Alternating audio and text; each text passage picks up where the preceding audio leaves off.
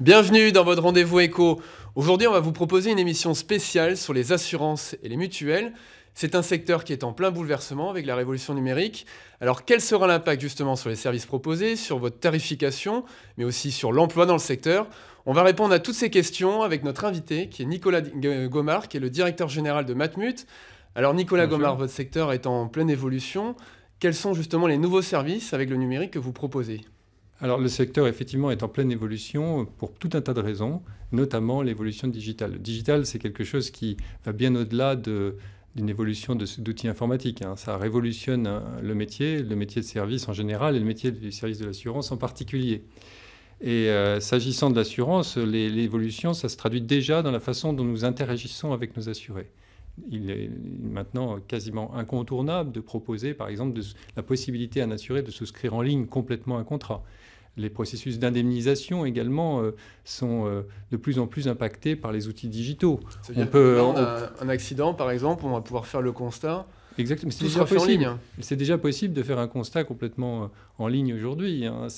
Les évolutions vont mener à le fait de prendre des photos du sinistre et d'avoir l'objectif, c'est de pouvoir être indemnisé de manière totalement automatique dans un délai extrêmement court grâce aux outils digitaux. C'est un exemple, il y en a de nombreux autres. Et alors, comment vont évoluer? Parce que ça, c'est aussi évidemment la question que les assurés se posent. On va avoir de l'intelligence artificielle de plus en plus, donc ça va faciliter pour vous les process. Comment vont évoluer les prix? Est-ce que les prix, justement, vont diminuer du fait que vous avez davantage de services digitaux?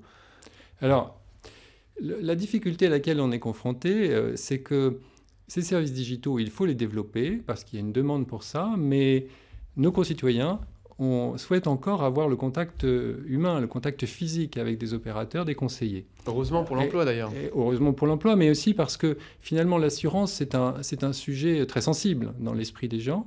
Et par conséquent, cette nécessité de pouvoir parler à quelqu'un reste encore et toujours très importante, y compris vis-à-vis des populations jeunes. Donc il n'y a pas de ce point de vue-là, il n'y a pas de différence. Et donc nous, notre enjeu, notre difficulté, c'est de maintenir cette possibilité-là en même temps que nous développons les services digitaux. Donc les effets d'économie qu'on pourrait avoir sur les services digitaux, ils sont relativement limités de ce fait. Et puis il y a d'autres éléments qui rentrent en compte dans les tarifs d'assurance. Il y a notamment l'évolution des prix des réparations automobiles, qui eux sont sur une courbe ascendante depuis des années. Alors effectivement, on a une baisse de la fréquence des accidents grâce à toutes les politiques de prévention routière et tout le monde s'en félicite, mais elle n'est pas suffisante pour compenser la hausse des coûts des pièces détachées. On est sur un rythme de hausse de coûts des pièces détachées aujourd'hui de 2,5 à 3% par an. Pourquoi? Parce que tout simplement, c'est sur ce segment-là que les constructeurs automobiles font leur marge. Vous regardez évidemment l'avenir, vous faites des analyses, on voit que la voiture électrique puis autonome va arriver probablement d'ici 2030 pour la voiture autonome. Ouais. Est-ce que ça, justement, ça va faire baisser mécaniquement les tarifs justement, la voiture électrique, il n'y a pas tellement de raisons. Une voiture électrique, c'est un moteur différent par rapport à un moteur classique. La voiture autonome, oui, il y a une possibilité qu'il y ait une baisse très sensible de l'accidentologie. Ceci étant dit, remplacer un pare-brise, une voiture autonome qui a énormément de capteurs dessus, ça coûte beaucoup plus cher que de remplacer un pare-brise tout simple. Donc là encore, c'est pareil. Il y aura une compensation du phénomène de ce qu'on appelle, nous, dans notre jargon, la fréquence, par une augmentation des coûts unitaires de réparation. Donc je ne suis pas du tout sûr qu'à terme, ces évolutions créent véritablement, en termes de coûts, j'entends, un impact à la baisse. Les impacts, en revanche, sont importants sur les problématiques de responsabilité, mais ça, c'est autre chose. Il y a toute une législation aujourd'hui à construire. Oui. Alors ça veut dire aussi pour vous, si on garde l'exemple de l'automobile, que vous allez avoir une nouvelle concurrence. On voit aujourd'hui que Google fabrique des voitures, Tesla a révolutionné aussi un peu le marché de l'automobile sur l'électrique, mais vous allez avoir aussi la concurrence des GAFA, mais aussi des banques qui de plus en plus vont se positionner justement sur l'assurance automobile. Alors, les banques sont déjà présentes sur l'assurance automobile et ce sont déjà des concurrents très significatifs pour nous. C'est même nos principaux concurrents aujourd'hui. Donc là, il faut... la situation, elle est déjà comme ça. Je dirais d'une certaine manière, on a déjà intégré tout un tas de choses pour je dirais, équilibrer cette concurrence nouvelle. Donc de ce point de vue-là, c'est pas nouveau. Là où les choses vont évoluer, effectivement, c'est qu'on sent notre métier, le métier d'assureur, c'est un métier qui ne peut pas survivre s'il n'épouse pas les évolutions de la société et de la façon dont les gens, notamment, consomment. Et ce qu'on observe, c'est qu'aujourd'hui, les gens utilisent beaucoup plus leur voiture, enfin, de moins en moins de gens achètent leur voiture et de plus en plus les louent. De plus en plus utilisent des voitures achetées par d'autres, etc. Et ça a un impact dans notre façon d'appréhender notre métier, puisque, in fine, une partie croissante de nos clients, ce ne sera plus des personnes physiques individuelles, mais des entreprises qui gèrent des flottes automobiles. Et donc, de ce point de vue-là, il y a une évolution forte qu'il faut qu'on prenne en compte dans notre stratégie de développement. Aujourd'hui, la crainte de toute entreprise, quelle que soit sa taille, c'est de se faire ubériser par des startups. Ouais. Est-ce que vous, justement, c'est une crainte que vous avez aussi, et surtout, comment vous y préparez? Alors moi, je n'ai pas de crainte. Je vois dans tout ça, d'une certaine façon, des raisons de se réjouir, parce que c'est des aiguillons pour essayer d'avancer plus vite et mieux. Au-delà de ça, ce que j'observe dans notre domaine, c'est que les startups qui réussissent, ce n'est pas nécessairement celles qui se positionnent en concurrent frontal de nos structures, mais bien plus qui se positionnent pour nous aider à améliorer certains éléments de notre chaîne de valeur. Donc, améliorer notre processus d'indemnisation, par exemple, dans certains aspects. Améliorer notre processus de lutte contre la fraude, etc. Donc, je vois beaucoup plus dans les startups des partenaires pour améliorer notre façon de travailler et, encore une fois, rendre un meilleur service à nos assurés que des concurrents. Vous faites aussi évidemment l'assurance habitation.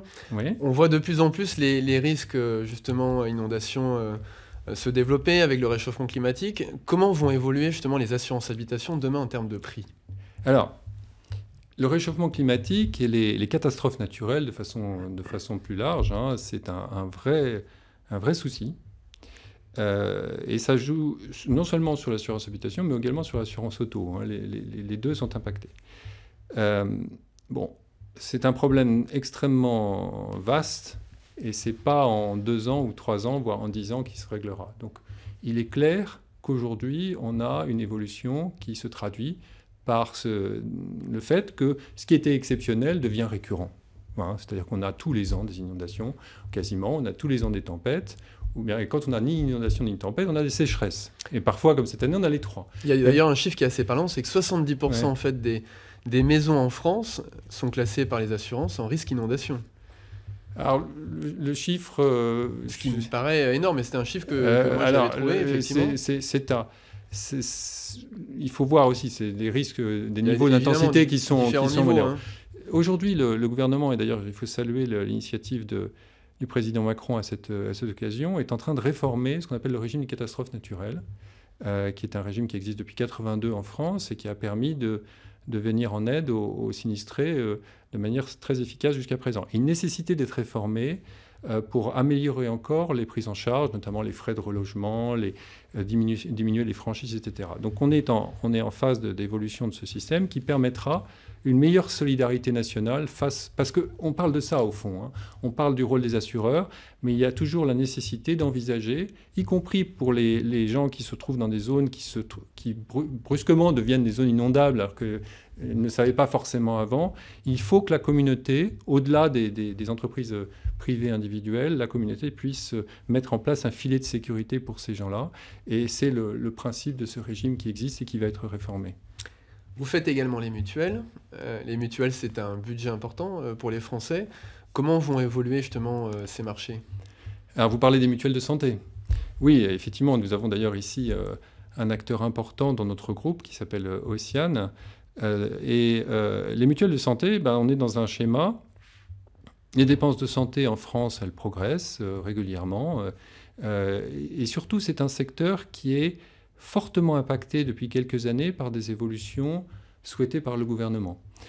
On a parlé de l'obligation maintenant pour tous les salariés de souscrire un contrat qui est proposé par l'entreprise. Donc ça a eu un impact important sur notre activité, quoique finalement assez limité, mais quand même important. Et puis, il y a dans le domaine des mutuelles santé, on a les initiatives récentes du gouvernement en matière de reste à charge zéro, etc. Donc là, je dirais l'enjeu dans tout cela, c'est d'offrir toujours une meilleure protection à nos concitoyens en limitant en particulier le reste à charge. Donc cette réforme récente va vraiment dans le bon sens, tout en limitant autant que faire se peut la croissance des cotisations. Mais quand vous avez une base qui augmente chaque année de 2,5-3% par an parce que les coûts de santé augmentent, forcément le coût de l'assurance pour ces coûts de santé doit augmenter, pas forcément au même rythme, mais quand même un petit peu. On l'a vu par exemple sur les lunettes, les mutuelles aujourd'hui remboursent moins qu'auparavant. Vous avez le droit à avoir une paire de lunettes tous les 2 ans contre... Mais ça, ce n'est pas les mutuelles qui l'ont voulu. C'est l'État. C'est l'État qui l'a voulu, en mettant en place ce qu'on appelle les contrats responsables, c'est des contrats qui avaient une fiscalité plus favorable que les autres, mais qui, en contrepartie de ça, a imposé un certain nombre de contraintes qui, en fait, notamment la limitation du remboursement à une paire de lunettes par an, tous les 2 ans, au lieu d'une paire de lunettes par an. C'est une décision de l'État. Nous suivons ce que décide l'État en la matière. Si on regarde donc tous ces secteurs d'activité sur les prochaines années, ça veut dire que globalement, en fait, les prix vont quand même augmenter, même si c'est évidemment léger, mais les services aussi, derrière, seront plus importants. Il faut... Et nous, les mutuelles au sens large, mutuelles d'assurance, les mutuelles de santé, on a toujours considéré que le service à nos clients, à nos sociétaires, à nos adhérents était essentiel. La relation avec nos sociétaires, c'est notre meilleur actif, si j'ose dire. Et donc, on a toujours fait en sorte que les gens se sentent accompagnés, qu'ils ressentent une solidarité, une forme de bienveillance à leur égard. C'est vraiment, en tout cas, c'est le cas, moi, c'est sur quoi j'insiste beaucoup à l'intérieur de l'entreprise, c'est extrêmement important. Ce que vous dites est juste. On a une progression l'évolution des cotisations ou des primes qui est le fruit d'exigences économiques, mais en contrepartie, on a de plus en plus de services, une qualité de la relation qui ne cesse de s'améliorer. En tout cas, on y travaille, on fait le maximum pour ça. Encore une fois, parce que c'est probablement la meilleure réponse, sinon la seule, mais en tout cas la meilleure réponse aux concurrences que vous évoquiez tout à l'heure. Quels seront les nouveaux services ? Alors évidemment, vous n'allez pas tous nous les donner, mais 2-3 qu'on pourrait avoir dans les 3-5 prochaines années. Alors, bon, c'est extrêmement vaste. Donc, on a là-dessus beaucoup de possibilités, mais il existe déjà, et ça va se développer, je prends par exemple la santé. On a offert récemment à nos assurés la possibilité d'accéder à de la téléconsultation. Donc ça, c'est un service très concret. Autre exemple dans le domaine de la santé, eh bien, on va bientôt mettre en place un service qui permet d'avoir un deuxième avis médical facilement dans le cadre d'affections longue durée, de choses un peu sérieuses. Eh bien, on offre évidemment de façon gracieuse la possibilité à nos adhérents d'obtenir un deuxième avis médical pour conforter le premier avis ou le premier diagnostic qu'ils ont eu. Toujours dans le domaine de la santé, nous avons un service, là encore, qui est offert à nos adhérents de coaching sur la diététique, sur la gestion du stress. Voilà, donc ça, c'est dans le domaine de la santé. Dans le domaine de l'assurance auto, les services ou l'assurance habitation, on a un service qui propose pour nos assurés de pouvoir faire l'inventaire très facilement à l'aide d'une appli de leurs biens, ce qui permet, en cas de contestation de sinistre, d'avoir une valorisation très précise et sans contestation auprès de l'assureur.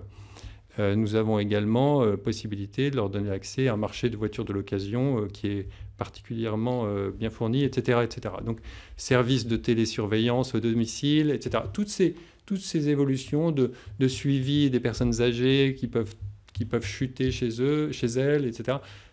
Cet ensemble de paquets de services, eh bien, on le propose et on va continuer à le développer grâce notamment aux outils digitaux. Rappelez-nous, c'est combien de salariés, le groupe Matmut, aujourd'hui en France ? C'est un peu plus de 6000 salariés.